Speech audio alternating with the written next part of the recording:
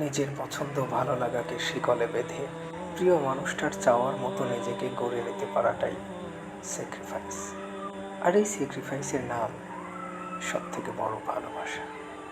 আমাকে পোষা এত সহজ নয়, আমাকে বোঝা এত সহজ নয়। এভাবে বলার চেয়ে এভাবে বলা ভালো নয় কি যে আমাকে পোষা অনেক সহজ, আমি খুব সাধারণ, তুমি আমাকে বুঝে নিতে পারবে। তুমি আমাকে না বুঝলেও আমি তোমার বোঝার মতো হয়েই থাকবো। আমি সহজে রাগি না, কিন্তু একবার রেগে গেলে আমার রাগ আর ভাঙাতে পারবে না।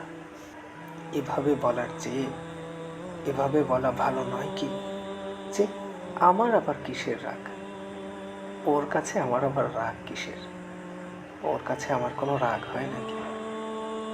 আমার কোনো রাগ নেই। ও যেভাবে চায়, ও যেভাবে পছন্দ করে, আমি ঠিক সেরকমই হব, আমি সেরকমভাবেই থাকবো। আমার আমার কোনো রাগ নেই। আমি সহজে কাউকে অবিশ্বাস করি না, কিন্তু একবার মনে অবিশ্বাস এসে গেলে সেটা আর তুমি বিশ্বাসে পরিণত করতে পারবে না। এভাবে বলার চেয়ে এভাবে বলা ভালো নয় কি যে আমাদের মধ্যে কিসের অবিশ্বাস, কিসের অবিশ্বাস আমাদের মধ্যে, কোথাকার কবেকার অবিশ্বাস, কেন অবিশ্বাস, কেন যে যা কিছুই করি পরিপূর্ণ বিশ্বাস নিয়ে থাকা যায় নাকি? আমি সব কিছু বুঝিয়ে দিতে পারবো না, আমার ভাল লাগে না এগুলো। আমাকে বুঝিয়ে নিতে হবে, আমাকে বুঝে নিতে হবে।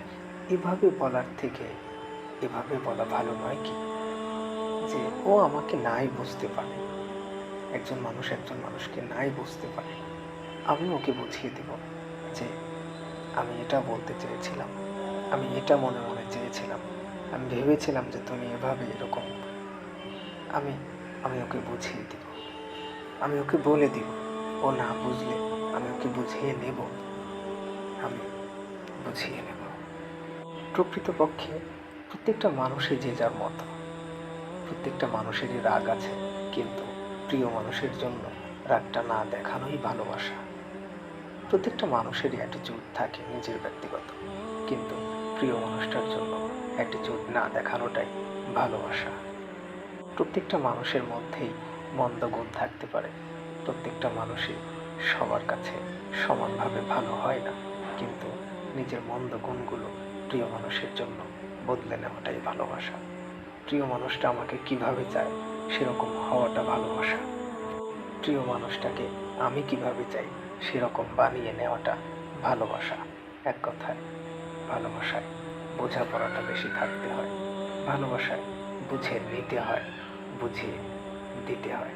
জিদ করলে হয় না যে আমাকে বুঝলো না কেন, আমাকে জানলো না কেন, আমাকে মানিয়ে নিল না কেন। মানিয়ে না নিলে মানিয়ে দিতে হয়, না বুঝলে বুঝিয়ে দিতে হয়। সুখ শান্তি মানে ভালোবাসা, মানে ও যেটা চায় আমি সেটা। ভালোবাসা মানে ও যেভাবে খুশি আমি সেভাবে খুশি। ভালোবাসা মানে ও যেভাবে পছন্দ করে আমারও সেভাবেই পছন্দ হওয়া উচিত। ভালোবাসা মানে ও যেমন আমিও তেমন। ভালোবাসা মানে ও আমাকে বুঝুক না বুঝুক আমি ওকে বুঝব। ভালোবাসা মানে আমার কোনো রাগ নেই, ভালোবাসা মানে আমার কোনো অভিমান নেই। ভালোবাসা মানে মানুষটা যেমনই হোক আমার। ভালোবাসা মানে মানুষটার যত ভুলই থাক সে ভুলগুলো আমার। একটা হালাল সম্পর্ক, একটা হালাল সংসার টিকিয়ে রাখতে গেলে সব থেকে মূল্যবান জিনিস হলো বোঝাপড়া, সব থেকে মূল্যবান জিনিস হলো সমঝোতা। যত কিছুই হয়ে যাক সমঝোতা করে নিলে সব ঠিক, যত কিছুই হয়ে যাক বোঝাবুঝি করে নিলে সব ঠিক। এজন্য আমি বলি যে আমার অ্যাটিটিউড কেমন ছিল, আমি কেমন ছিলাম, আমার ভেতরটা কেমন, আমার ইচ্ছে কেমন, আমি কতটা রাগী, আমার আখলাক কেমন, এগুলো ভুলে যেতে হবে। এগুলো অনেক আগের বিষয়, এগুলো পুরনো বিষয়।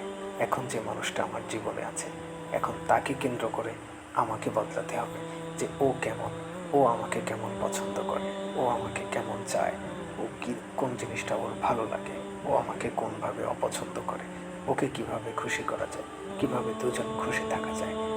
এটা ভালোবাসা, এটাই সংসার। কথায় কথায় চলে যাব, ছেড়ে যাব, ভালো লাগছে না, হবে না, আমাদের আর আগের মতো পড়ছে না, আমাদের আর আগের মতো হচ্ছে না, এই সমস্ত কথাগুলোই খুব অকেজো কথা, খুব দুর্বল কথা, খুব বাজে কথা।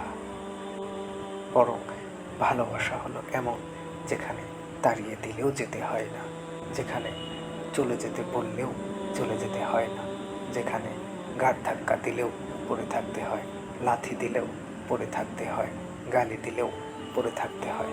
এটাই ভালোবাসা, যে আমি কোথাও যাব না, যতদিন রূহ আছে, যতদিন বেঁচে আছি, ততদিন তোমার সংসারেই থাকবো, ততদিন তোমার সংসার ছেড়ে কোথাও যাব না, কোথাও না।